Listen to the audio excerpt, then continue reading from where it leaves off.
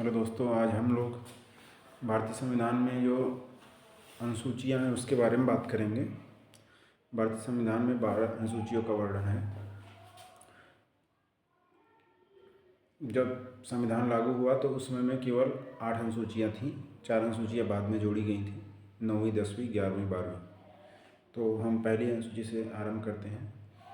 पहली अनुसूची में संघ, राज्य, क्षेत्र, केंद्र शासित प्रदेश आदि का वर्णन है। संघ व उसके राज्य क्षेत्र का वर्णन है पहली अनुसूची में। संघ, राज्य और केंद्र शासित प्रदेश सब समाहित हो जाएगा उसमें। मतलब संघ क्षेत्र के अंदर की जितनी भी भूमि आती है सभी समाहित हो जाएंगे पहले में। दूसरी अनुसूची में राष्ट्रपति, राज्यपाल व अन्य सभी महत्वपूर्ण व्यक्तियों के वेतन के बारे में प्रावधान है, वेतन। और तीसरी अनुसूची में शपथ का प्रावधान है। सभी व्यक्तियों की शपथ, जो महत्वपूर्ण व्यक्ति हैं, पदाधिकारी हैं, जैसे सर्वोच्च न्यायालय के न्यायाधीश हो गया, अन्य लोग, क्योंकि राष्ट्रपति, उपराष्ट्रपति और राज्यपाल के लिए शपथ का अलग से प्रावधान है। इसलिए अनुसूची में जो शपथ का प्रावधान है तीसरी अनुसूची में, उसमें राष्ट्रपति, उपराष्ट्रपति और राज्यपाल शामिल नहीं है।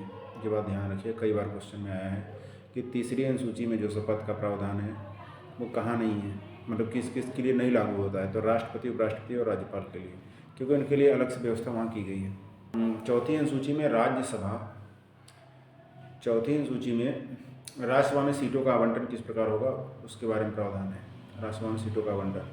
पाँचवीं अनुसूची में अनुसूचित जनजाति व अनुसूचित जनजाति क्षेत्रों के बारे में प्रावधान है। छठी अनुसूची में असम, मेघालय, त्रिपुरा और मिजोरम के अनुसूचित क्षेत्रों के बारे में प्रावधान है। ठीक है। पाँचवीं में सभी अनुसूचित मतलब अनुसूचित जनजाति व उनके क्षेत्रों के प्रावधान के बारे में है। और छठवीं अनुसूची में असम, मेघालय और त्रिपुरा, मिजोरम के क्षेत्र के बारे में प्रावधान है अनुसूचित जनजाति के। और सातवीं अनुसूची में हमारी उसमें जो हमारे यहाँ 3 सूचियाँ हैं, संघ सूची, राज्य सूची और समवर्ती सूची, उसके बारे में प्रावधान है। संघ सूची, राज्य सूची और समवर्ती सूची, इसका प्रावधान है कौन सी अनुसूची में? 7वीं में। 8वीं अनुसूची में जो संविधान में 22 भाषाएं दी गई उनका प्रावधान है। 22 भाषाओं को लेकर 8वीं अनुसूची में।